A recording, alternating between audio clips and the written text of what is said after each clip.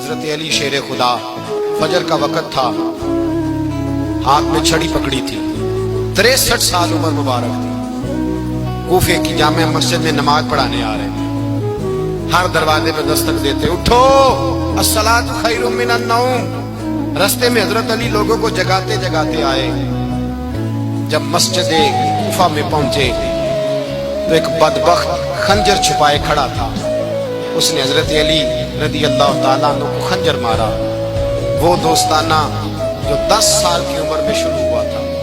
جب شیر خدا کو خنجر لگا تو پتہ لفظ کیا تھے؟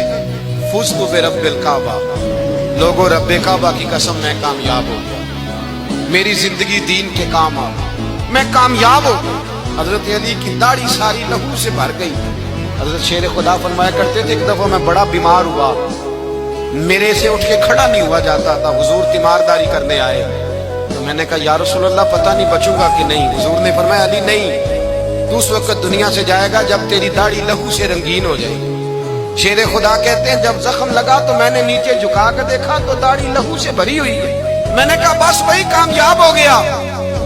جامع مسجد کوفہ میں مولا علی نے سر سجدے میں رکھا، اور اسلام کی تاریخ کا وہ شخص جس شخص نے اپنی بچپن سے لے کر جوانی، جوانی سے لے کر بڑھاپا، اور جاتے جاتے امام حسن اور حسین کو قریب بلایا اور وصیت کر گئے، بیٹا جینا اسی کا ہے جو دین کے لیے جیے، بیٹا مرنا اسی کا ہے جو دین کے لیے مرے، جس دھج سے کوئی مقتل میں گیا وہ شان سلامت رہتی ہے، یہ جان تو آنی جانی ہے، اس جان کی کوئی بات نہیں۔